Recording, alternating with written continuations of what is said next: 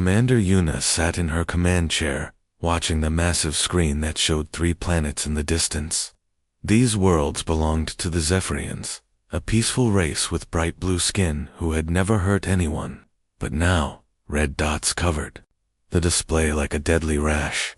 Each red dot meant another city was gone, another million lives lost. The command center buzzed with nervous energy. Officers from different alien species worked frantically at their stations, but Yuna could see the fear in their eyes. In just 2 days, 17 entire colonies had vanished without a trace, not destroyed in battle, not evacuated, simply gone, as if they had never existed at all. Captain Minho, a tall alien with 4 arms, suddenly looked up from his communication panel. His face was pale, which for his species meant bad news. Commander, we just lost contact with New Zephyr City. That's our 18th colony, in 48 hours. Yuna felt her stomach drop. New Zephyr City housed over 3 million Zephyrians families, children, elderly couples who had lived peaceful lives for centuries. All gone in an instant. What do we know about these attackers? She asked, though she dreaded the answer. Lieutenant Kong pulled up tactical data on his screen. They move like machines, but they think like predators. They don't just destroy buildings, they consume everything. Metal, organic matter, even the soil itself. Whatever they are, they leave nothing behind. The unknown enemy had appeared without warning, at the edge of Zephyrian space. No demands, no negotiations, no mercy. They simply arrived and began their systematic destruction. Their ships were unlike anything in the galactic database. Dark, twisted things that seemed to grow rather than being built. Yuna walked to the main display and touched one of the red markers. The screen zoomed in, showing what remained of Paradise Valley, once home to 2 million Zephyrians. Now it was just a crater filled with some kind of black substance that seemed to move on its own. How long until our main fleet can respond? She asked, though she already knew the answer would crush her hopes.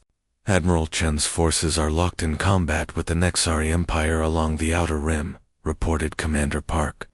The peace talks failed last month, and now we're fighting a full-scale war on 3 fronts. Every ship we have is committed to that conflict. The Nexari had chosen the worst possible time to break their peace treaty. Their timing seemed almost planned, as if they knew the galaxy would soon face a greater threat. Yuna wondered if there was a connection, but right now, that didn't matter. What mattered was that millions of innocent beings were dying while the galaxy's protectors fought each other. Ma'am, Captain Minho said quietly, the Zephyrian High Council is requesting immediate evacuation assistance. They're willing to abandon their homeworlds if we can save their people. Yuna closed her eyes. The Zephyrians had lived on those worlds for over 10,000 years. Their entire culture, their history, their sacred sites, everything they were came from those 3 planets. Asking them to abandon their homes was like asking them to stop being Zephyrian. But what choice did they have? Send the evacuation ships we can spare, she ordered. Every transport vessel not engaged in combat operations, but ... She paused, knowing her next words would seal the fate of billions. We don't have enough ships to save everyone. The command center fell silent. Everyone understood what that meant. They would have to choose who lived and who died.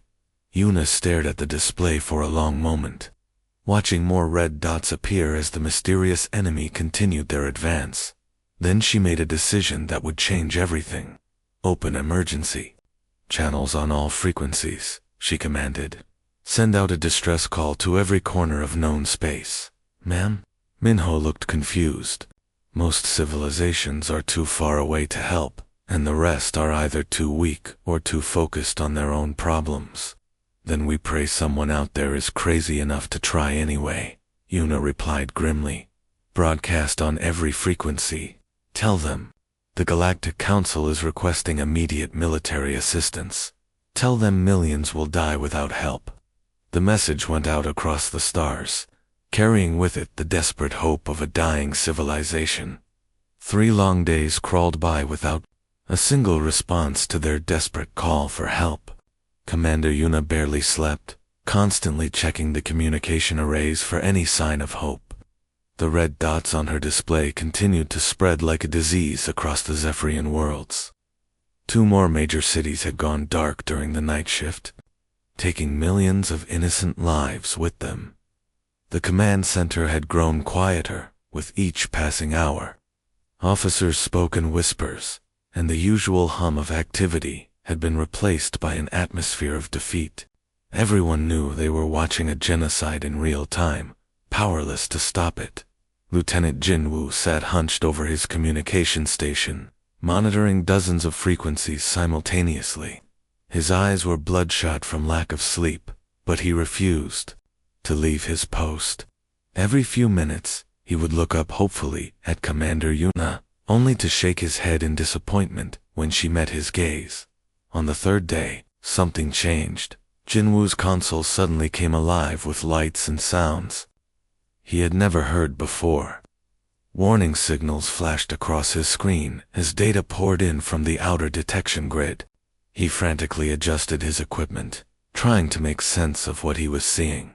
"Commander," he called out, his voice cracking with excitement and confusion.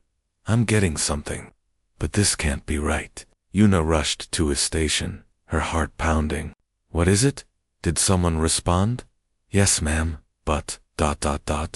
Jinwoo pointed at his screen with a trembling finger.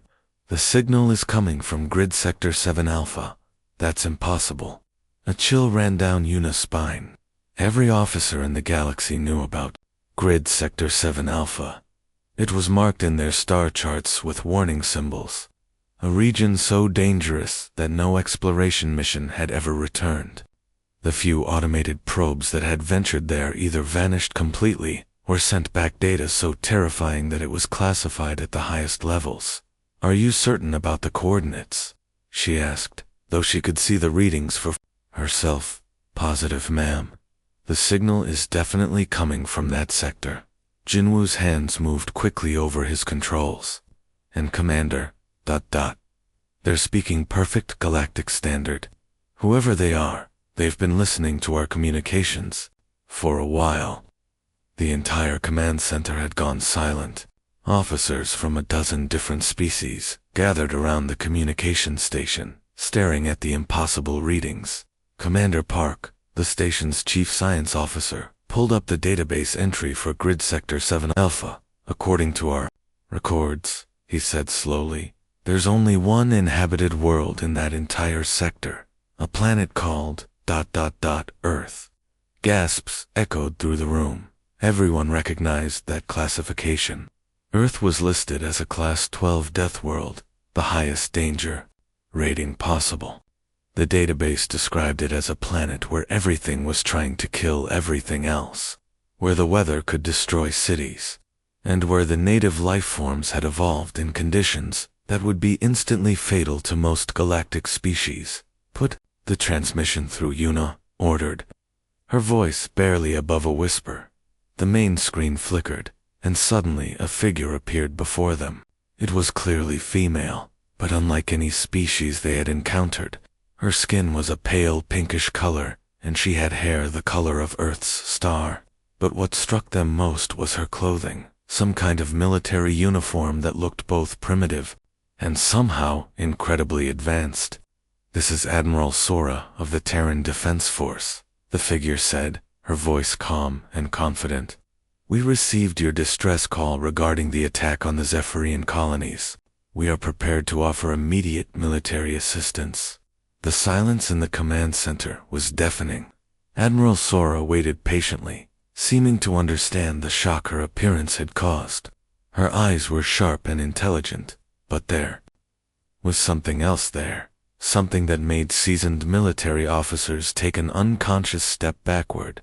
"You single quotes, double quotes." Yuna struggled to find her voice. "You're from Earth. You're Deathworlders." The human admiral's expression didn't change, but something flickered in her eyes, not anger, but a kind of grim amusement. "Yes, Commander, we are from what you call a death world. We evolved in conditions that would kill most species in your galaxy within minutes. She leaned forward slightly, and the camera seemed to capture every detail of her face. There were small scars visible on her skin, and her hands looked like they had seen countless battles. This was not someone who had spent her life in the safety of a command center.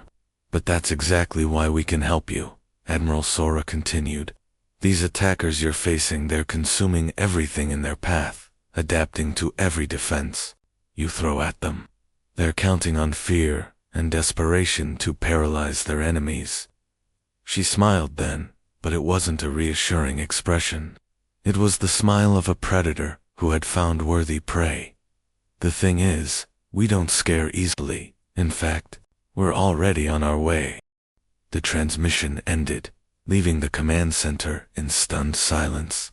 On the tactical display, new contacts appeared at the edge of sensor range, ships unlike anything in their database, moving at speeds that should have been impossible. The Deathworlders were coming.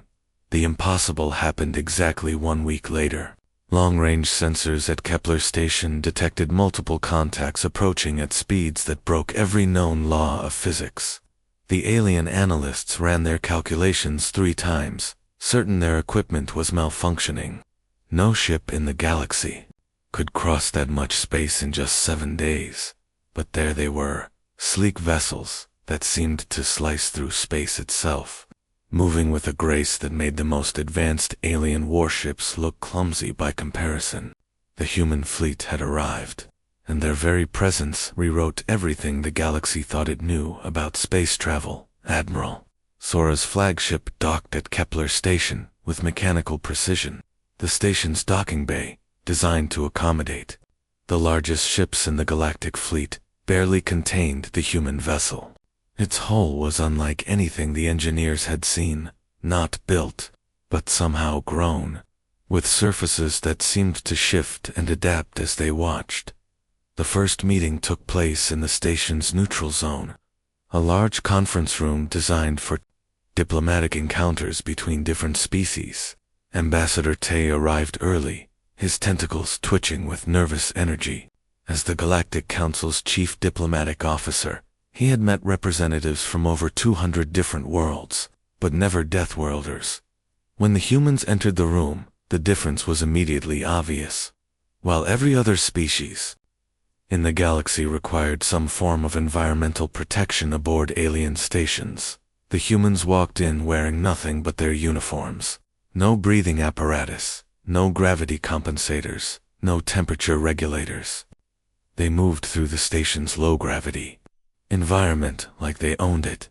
Admiral Sora took her seat across from Ambassador Tay, and he couldn't help but study her closely. Her movements were fluid and controlled, but there was a coiled energy beneath the surface, like a predator pretending to be domesticated. Her eyes were sharp and intelligent, constantly scanning the room as if evaluating threats and exits. Admiral, Ambassador Tay began, his voice carefully modulated to hide his nervousness. We are grateful for your response to our call for aid. However, I must confess, we know very little about your species. That's understandable, Admiral Sora replied calmly. We've been watching the galaxy for some time, but this is our first official contact. The implications of that statement sent chills through the alien delegation. How long had humanity been observing them without their knowledge? What else didn't they know about these Deathworlders? Colonel Wu, who stood behind Admiral Sora, casually checked his weapon while the diplomats talked. The device was unlike anything in the galactic database, compact but clearly powerful, with design elements that suggested it could function in environments that would destroy conventional technology. Your homeworld, Ambassador Tay continued, trying to maintain diplomatic protocol. According to our records, Earth is classified as a Class 12 death world. The gravity is 3 times our galactic standard. Your atmosphere contains what we consider toxic levels of oxygen. Your surface temperature variations would kill most sentient species within hours. He paused, watching for their reaction. Most Species would show some sign of discomfort when their homeworld was described in such terms. The humans simply listened with mild interest, as if he were discussing the weather. "That's all accurate," Admiral Sora confirmed. "Our world tried to kill us every day for millions of years. Earthquakes that could split continents, storms that could level cities, predators that made warfare look peaceful by comparison. Doesn't that make life difficult?" asked Dr. Kiran, the Zephyrian scientist who had been studying the mysterious attackers. Colonel Wu looked up from his weapon with something that might have been amusement. "Makes us hard to kill too," he said matter-of-factly, then went back to his equipment check as if the conversation was of no particular importance. The alien officers exchanged nervous glances. They were beginning to understand that humanity's casual attitude toward danger wasn't bravado, it was simply how they lived. Commander Hyan activated the tactical display, showing the current situation in Zephyrian space. The holographic map revealed the invasion zone in horrifying detail, areas where the mysterious attackers had left nothing but empty space, regions where toxic clouds made the atmosphere unbreathable, and zones where radiation levels would cook most organic life in minutes. "These are the conditions our forces would face," Ambassador Tay explained, highlighting the worst areas in red. Surface temperatures reaching 800 degrees, atmospheric pressure that would crush standard equipment, and toxic gases that eat through most known materials. The human officers studied the display with professional interest. Commander Hyan nodded, thoughtfully, as if he were reviewing a training exercise rather than a death trap. "Looks like a Tuesday to us," he commented casually. The aliens stared at him in confusion. Ambassador Tay's tentacles stopped twitching entirely in his species. That was a sign of complete bewilderment. "A Tuesday?" Dr. Kiran asked hesitantly. "Just another day of the week on Earth," Admiral Sora explained with a slight smile. "We've been fighting in conditions like this since we learned to walk upright. This actually looks easier than some of our training scenarios." The room fell silent, as the full implications hit them. These humans weren't just offering to help, they were looking forward to it. The command ship's war room buzzed with activity, as representatives from dozens of alien species gathered around the massive holographic display. General Day, a weathered human with scars that told stories of countless battles, stood at the center, studying the swirling data with intense focus. His eyes moved across the display like a hunter tracking prey, absorbing every detail of the enemy they would soon face. Dr. Kira, the lead Zephyrian scientist, manipulated the hologram to show the biomechanical swarm in terrifying detail. The entities looked like a nightmare fusion of machine and living tissue, dark, writhing masses that seemed to pulse with malevolent intelligence. They moved in perfect coordination, like parts of a single massive organism. "What we're dealing with here defies conventional classification," Dr. Kira explained, her blue skin pale with exhaustion. She had been studying these creatures for weeks, watching helplessly as they devoured her people's worlds. These entities consume everything: organic matter, synthetic materials, even processed metals. They break down the molecular structure and incorporate it into their own mass. The alien strategists shifted uncomfortably in their seats. Admiral Zun, a reptilian commander from the outer systems, leaned forward with obvious concern.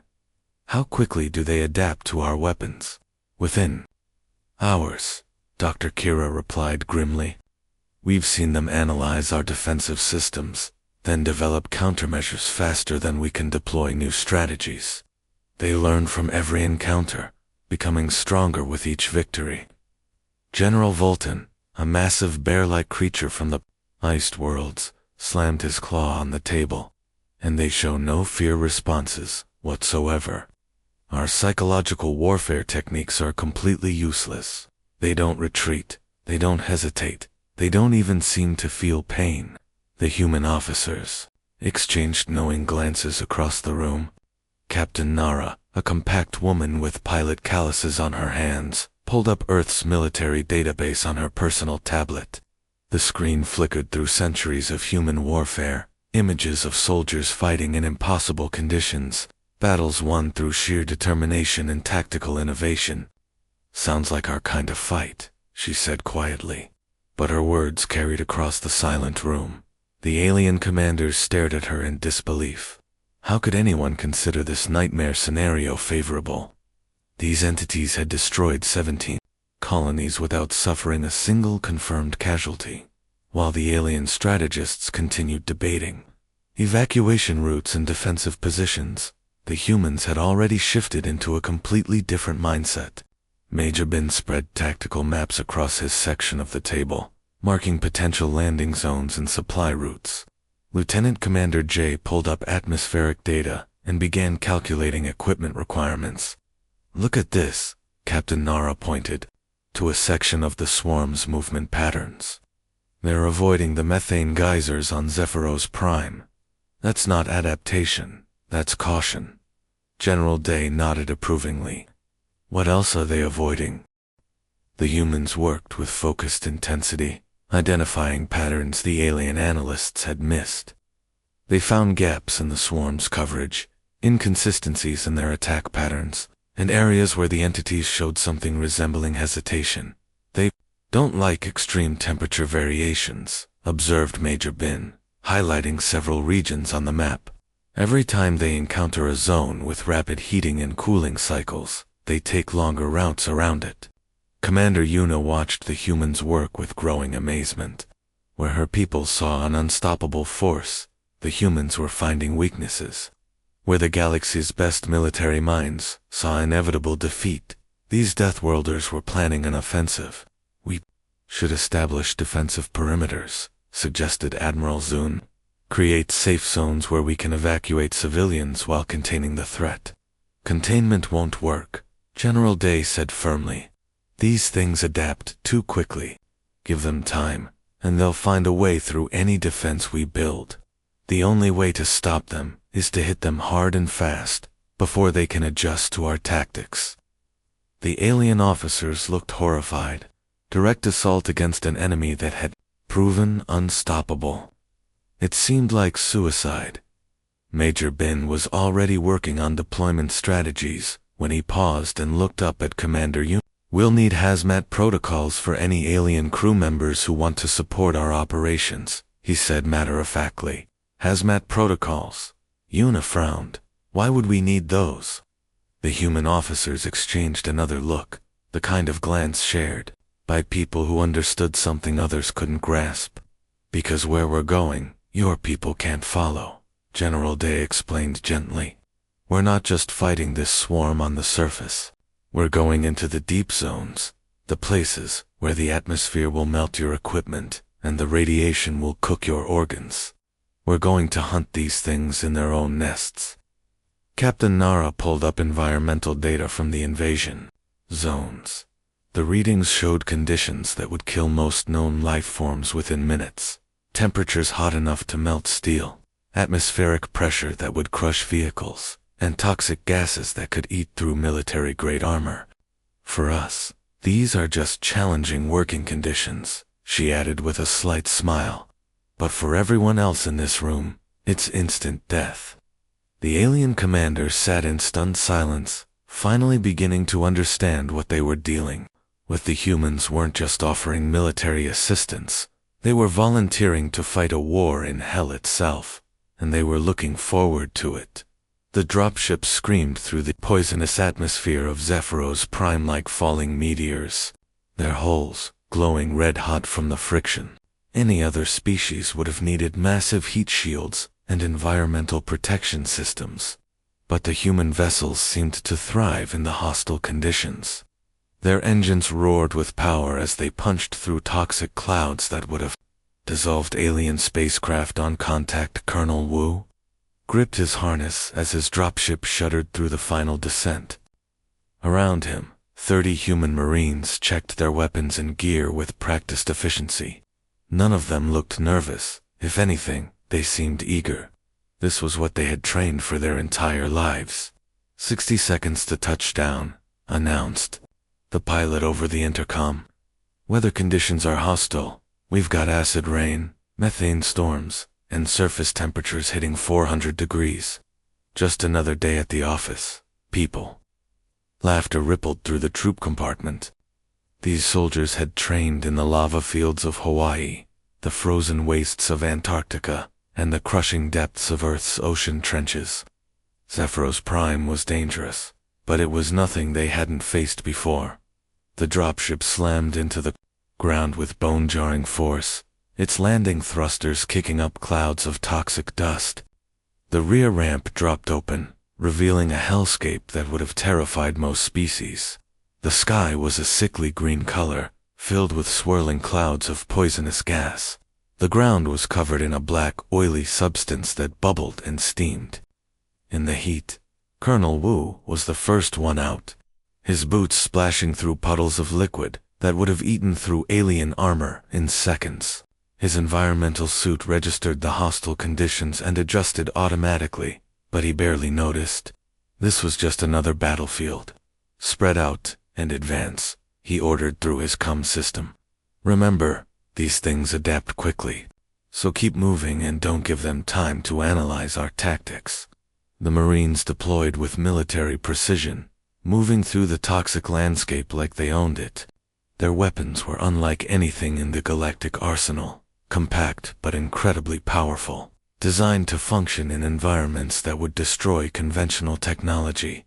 They hadn't advanced more than a kilometer when Sergeant Rin's voice crackled over the comm.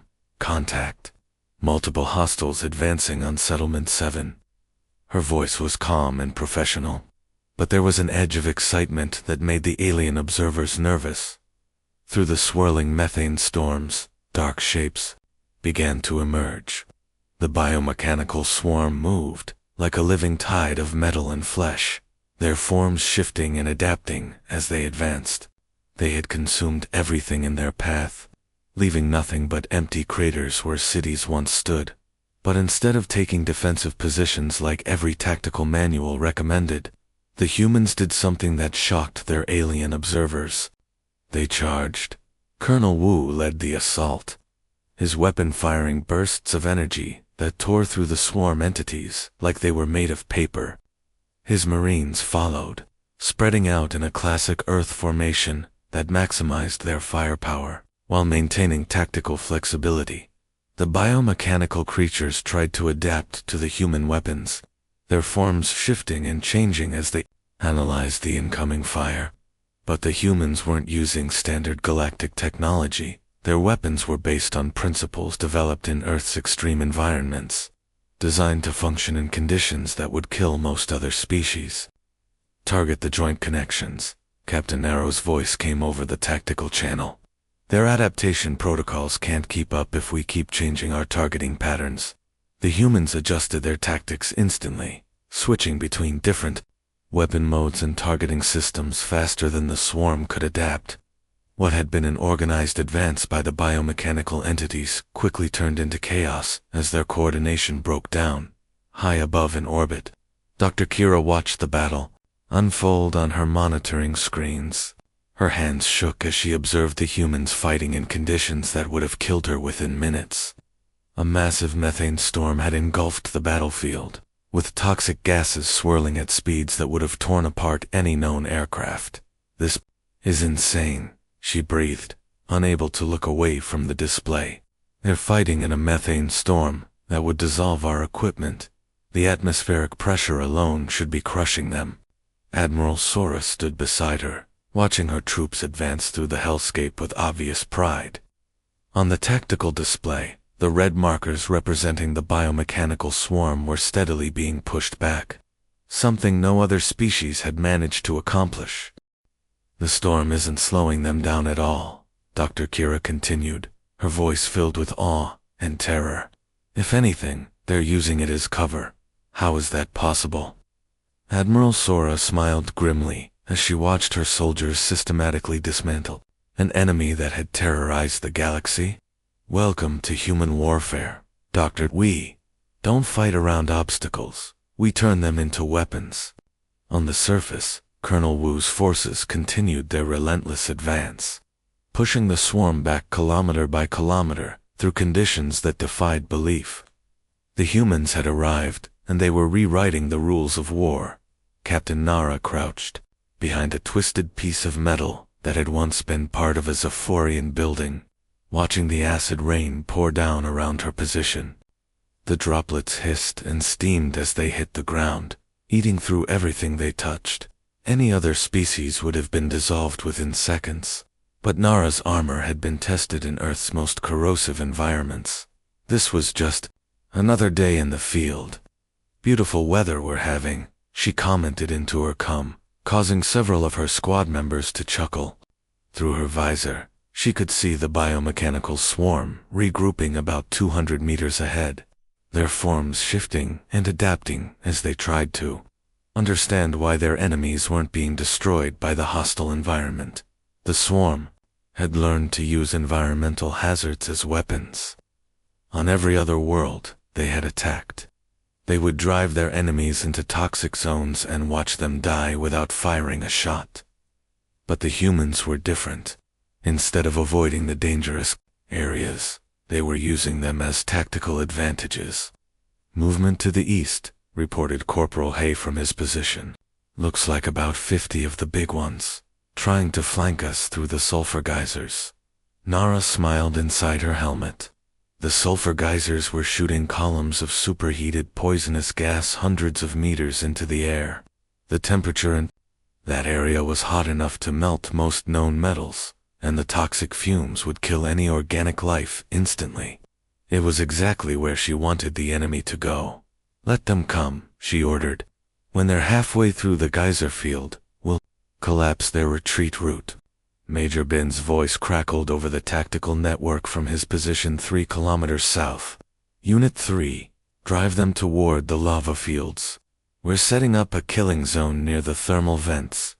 The plan was typically human in its audacity. Instead of avoiding the planet's deadliest regions, they were using them as weapons. The biomechanical swarm, programmed to exploit environmental advantages, couldn't understand enemies who thrived in conditions that should have been instantly fatal. Private June advanced through a cloud of poisonous spores that had been released by some kind of alien plant life. The toxic particles hung in the air like a deadly fog, glowing with an eerie green light. His suit's filtration system processed the dangerous chemicals automatically, turning potential death into simply another obstacle to overcome. Contact ahead, he called out, raising his rifle as several swarm entities emerged from the toxic cloud. They moved with mechanical precision, their metal and flesh components working in perfect harmony, but they were clearly struggling with the environmental conditions that the humans barely noticed. June opened fire, his weapon's energy beams cutting through the poisonous atmosphere without any loss of effectiveness. The swarm entities tried to return fire, but their weapons were designed for standard atmospheric conditions. In the toxic soup surrounding them, their targeting systems were failing. These things picked the wrong death world to mess with. June laughed as he advanced through conditions that would have killed most aliens in seconds. His buddies from Second Squad joined in the laughter, their voices carrying clearly over the tactical network, despite the howling toxic winds. The laughter wasn't bravado or nervous energy, it was genuine amusement. These soldiers had trained in Death Valley, where the heat could kill you in hours. They had fought in the Amazon, where everything from the plants to the insects was trying to kill you. They had survived combat operations in Siberia, where the cold would freeze your blood solid in minutes. Zephyros Prime was dangerous, but it wasn't even close to the worst place they had been. Captain Nara watched her tactical display as the swarm entities were systematically herded into the most dangerous areas of the battlefield. The humans moved through regions that registered as instant death zones on galactic survey equipment, treating them like minor inconveniences. Thermal readings show surface temperatures of 900 degrees in Sector 7, reported her technical specialist. Atmospheric composition is 60% sulfuric compounds, 30% methane, and 10% various toxic gases. Sounds toasty, Nara replied, Perfect weather for a barbecue. The biomechanical swarm tried to adapt to their enemies' tactics, but they were facing something they had never encountered before. Every other species in the galaxy avoided environmental hazards. The humans actively sought them out, using deadly conditions as cover and concealment. When the swarm tried to retreat to safer ground, they found human forces waiting for them in areas that should have been uninhabitable. When they tried to use toxic clouds as barriers, the humans simply walked through them as if they weren't there. Lieutenant Du coordinated the final phase of the assault from his position near an active volcano. The heat was intense enough to warp metal, and the air was filled with poisonous gases that would have killed most life forms instantly. But his squad operated with calm efficiency, their equipment functioning perfectly in conditions that defied galactic safety standards. Targets are falling back toward the northern crater, he reported. Should we pursue? Negative, Major Ben responded. Let them go. That crater is filled with liquid mercury and radioactive gases. If they want to hide there, let them try. The humans had turned the planet itself into their ally. Every environmental hazard became a tactical advantage. Every deadly condition became a weapon in their arsenal. The swarm, programmed to dominate through superior adaptation, found itself completely outmatched by beings who had evolved in hell and learned to call it home. General Day stood in what had once been the center of New Zephyr City, now transformed into a landscape that looked like the surface of an alien hell. His command post was set up in a crater where toxic gases bubbled up from deep underground, creating an atmosphere that would have killed any other known species within seconds. But for the humans, it was just another battlefield. The general's weathered face showed no emotion as he studied the holographic displays floating in the poisonous air around him. Each screen showed different aspects of the battle raging across the planet, his forces advancing through regions that the galactic database classified as uninhabitable death zones. Sir, atmospheric readings are showing increasing toxicity levels, reported his communications officer, Lieutenant Park. The local environment is registering as Class 15 hazardous, beyond the scale for most species. General Day barely glanced at the readings. Good. That means the enemy won't expect us to operate here. Around the command post, human soldiers moved with practiced efficiency through conditions that defied belief. The air was thick with corrosive chemicals that would have dissolved alien equipment in minutes, but their gear functioned perfectly. Steam rose from puddles of liquid that was hot enough to melt most known metals. Yet the humans stepped through them like they were walking through puddles after a rainstorm. Commander, Hyan's voice crackled over the communication system from his position 15 kilometers to the east. Sir, our reconnaissance drones are picking up massive enemy activity at the northern hive cluster. It looks like the remaining swarm entities are trying to regroup there. The northern cluster was located in the most dangerous region of the planet, an area where underground volcanic activity had created a maze of lava tubes and toxic gas vents. The temperature was hot enough to melt steel, and the atmosphere was so corrosive that it would eat through most known materials in seconds. It was the perfect place for the biomechanical swarm to make their last stand. Then we go north, General Day replied with the same tone he might have used to order coffee. His staff officers exchanged glances, but none of them questioned the order. They had served under General Day for years, following him through battles on worlds that would have been considered impossible to survive. They trusted his judgment completely. The northern advance began within the hour. Human forces moved through terrain that had forced the evacuation of every other species in the galaxy. They marched across fields of molten rock, waded through streams of liquid metal, and climbed mountains that spewed poisonous gases into the air. Captain Su led the advance guard through a valley filled with geysers that shot columns of superheated acid hundreds of meters into the air.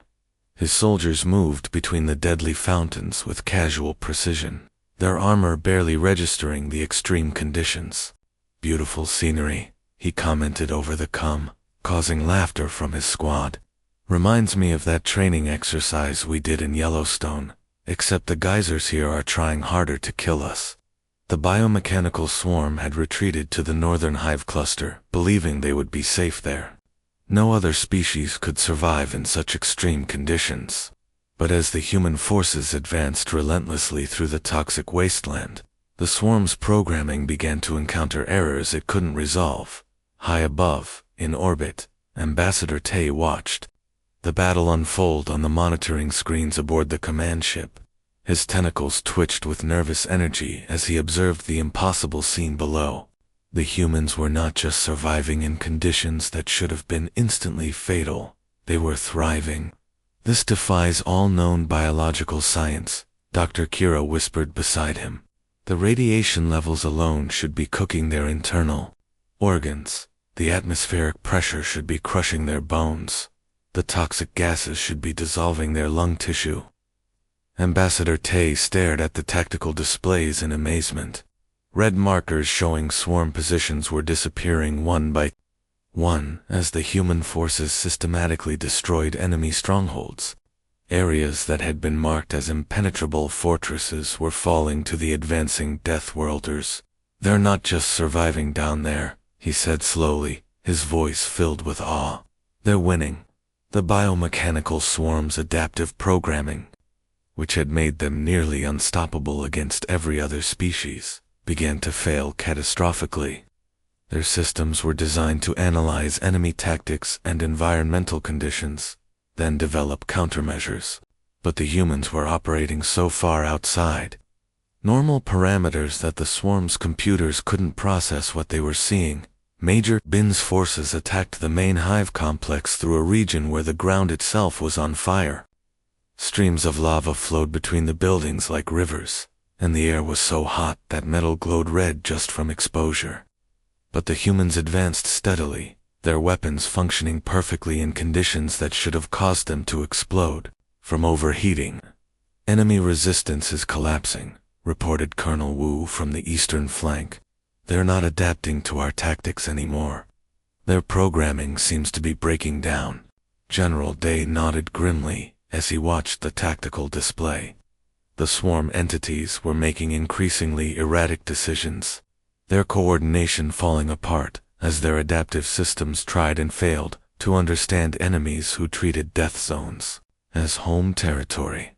The tide had finally turned, and the galaxy was about to learn what happened when Deathworlders went to war.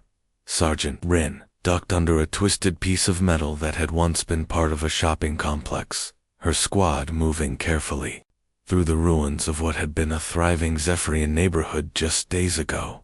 The biomechanical swarm was in full retreat now, but they had left behind a landscape of destruction that would have broken the hearts of anyone who had known this place before.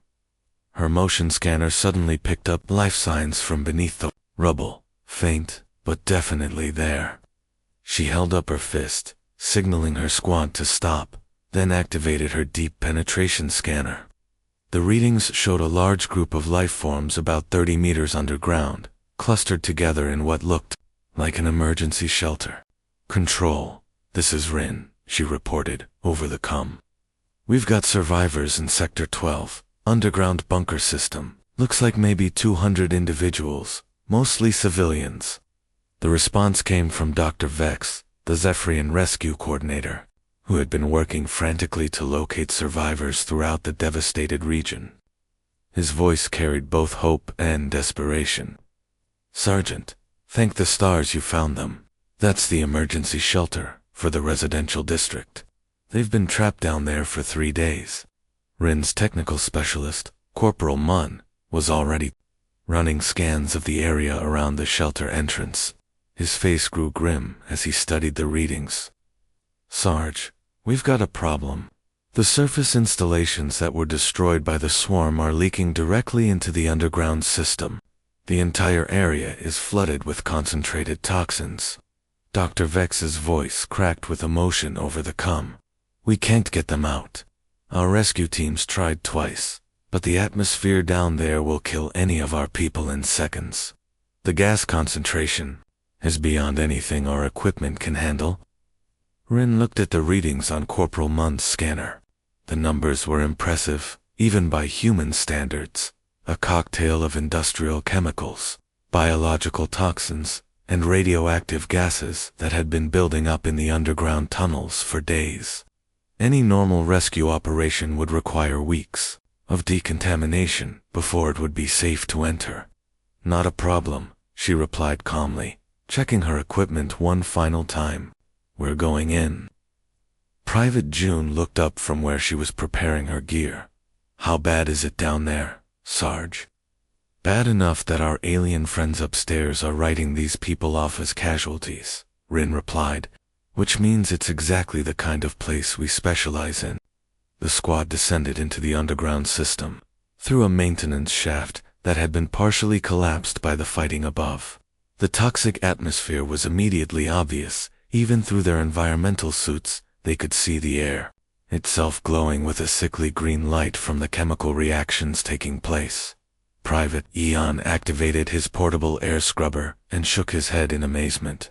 Atmospheric composition is 70% various industrial solvents, 20% radioactive gases, and 10% stuff our computers can't even identify.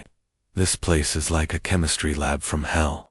Home sweet home, Corporal Munn commented, causing the squad to chuckle despite the dire situation. They found the shelter entrance sealed, behind blast doors that had been designed to protect the civilians from surface attacks.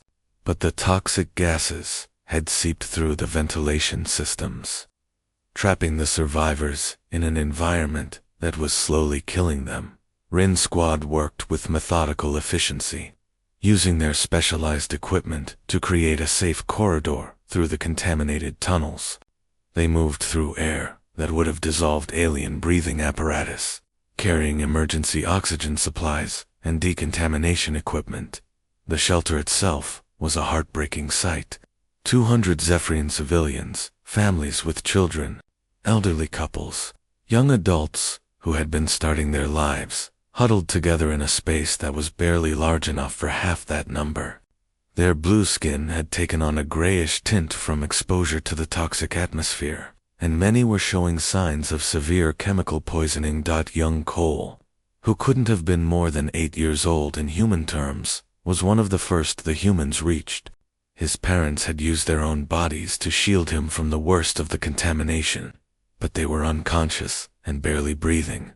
Private June knelt beside the boy, her environmental suit splattered with acids that would have eaten through alien armor like paper. Through her helmet's transparent faceplate, Cole could see her smile, warm and reassuring despite the hellish conditions around them. "Hey there, little guy," she said gently. "We're here to get you out of this place." Cole looked up at her with wide, frightened eyes. He had heard stories about the Deathworlders who had come to help his people, but seeing one up close was both terrifying and somehow comforting. "Are you really from a death world?" he whispered. June carefully lifted him into her arms, her suit automatically adjusting to provide him with clean air. "Yeah, kid, but don't worry, we're the good guys." For the next 6 hours, Rin's squad worked tirelessly in conditions that would have been instantly fatal to any other known species. They carried civilians to safety, one by one, sharing their emergency rations and medical supplies without hesitation. They treated injuries, comforted frightened children, and gave hope to people who had given up believing they would ever see the surface again. When the last survivor was brought to safety, the humans had saved every single life in that shelter. The Grand Assembly Hall of Kepler Station had never seen anything quite like this before. Representatives from over 300 different species filled the massive chamber, their various forms of communication creating a symphony of clicks, whistles, chirps, and spoken words that the universal translators worked overtime to process. But today, for the first time in galactic history, every single voice was united in the same purpose. Admiral Sora stood at the center of the hall, still wearing her battle-worn uniform from the campaign on Zephyros Prime. The fabric showed scorch, marks from acid rain, and small tears from toxic winds, but she wore them like medals of honor. Around her, The curved walls of the chamber displayed holographic images of the recent victory, human soldiers emerging from poisonous clouds, carrying Zephyrian children to safety. Ambassador Tay stepped forward to the central podium, his tentacles steady for the first time in weeks. The stress lines around his eyes had faded, and his voice carried a strength that hadn't been there when he first pleaded for help from the unknown Deathworlders. Honored representatives of the Galactic Council, he began, his words echoing through the chamber's advanced acoustic systems. We gather today to acknowledge a debt that can never fully be repaid. The Terran species answered our call for aid when no one else could, and they did so without asking for anything in return.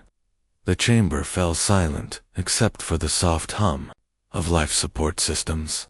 Every being present had seen the battle reports, watched the impossible footage of humans fighting in conditions that should have killed them instantly. They had witnessed something that would reshape their understanding of what was possible in warfare. By unanimous vote of all member species, Ambassador Tay continued, raising a crystalline object that caught the light and scattered it in rainbow patterns across the chamber walls. The Terran species is hereby granted full membership in the Galactic Council, with all rights, privileges, and responsibilities thereof. The eruption of sound that followed was unlike anything in the Council's long history. Species that had been enemies for centuries applauded together. Beings who communicated through color changes flashed brilliant displays of approval. Others released pheromones of joy that the atmospheric systems quickly filtered and translated into emotional broadcasts. Admiral Sora stepped forward to accept the ceremonial crystal, her movements precise and confident despite the enormous significance of the moment. The crystal itself was carved from a rare mineral found only in the galactic core, traditionally given only to species that had proven themselves worthy of the highest trust. We are deeply honored by this recognition, she said, her voice carrying clearly through the chamber's communication systems. But I want every being in this galaxy to understand something important about humanity. The chamber grew quiet again, sensing that something significant was about to be said. We didn't come to Zephyrian space for glory, or for political advantage, or for the promise of future rewards, Admiral Sora continued. We came because beings were dying, and we had the power to help them. That's what we do. That's who we are. She paused, looking around the chamber at the hundreds of different species watching her with rapt attention. Wherever beings call for help against forces that would destroy them, Earth will answer that call. Not because we seek to expand our influence, but because it's the right thing to do. That is our promise to this council, and to every species in this galaxy. General Day stood up from the human delegation section, his scarred face serious, as he addressed the assembly. The universe just learned something important today. The most dangerous worlds don't just produce survivors. They produce protectors. His words hit the chamber like a physical force. Many of the species present had originally feared humanity because of their death world origins, assuming that such a harsh environment would create nothing but violent predators. But they had seen the truth with their own eyes. The humans had risked everything to save people they had never met, from a species they barely knew. As the formal ceremony concluded, the real business began. Communication terminals throughout the station lit up with incoming messages from species across the galaxy. Trade requests, mutual defense proposals, scientific collaboration offers, and cultural exchange programs flooded in at a rate that overwhelmed the station's processing systems. Dr. Kira, who had been studying the biomechanical swarm, found herself leading a group of xenobiologists from dozens of different worlds. They all wanted to understand how human physiology allowed such incredible adaptation to extreme environments. Young Cole, the Zephyrian boy who had been rescued from the underground shelter, watched the ceremony through a viewing port with his parents. His mother held him close, both of them wearing the breathing apparatus they would need for several more weeks while their bodies recovered from the toxic exposure. Will the humans stay and help rebuild our world? Cole asked, pressing his small, blue hand against the transparent aluminum. His father smiled and pointed to where Admiral Sora was now surrounded by representatives from 100 different species, all of them eager to form alliances with humanity. I think, my son, that the humans will be very busy helping a lot of people, but they'll always be our friends. Captain Nara was already reviewing requests for human military advisors to help train planetary defense forces. Major Bin was discussing humanitarian aid protocols with species who had never considered that Deathworlders might be the galaxy's most effective peacekeepers. The age of human isolation was over. The Deathworlders had become the galaxy's most sought-after allies, not through conquest or intimidation, but through the simple act of being willing to help when others could not. And somewhere in the depths of space, other threats watched and wondered if they were ready to face an enemy that turned impossible conditions into tactical advantages, and treated saving lives as just another day's work.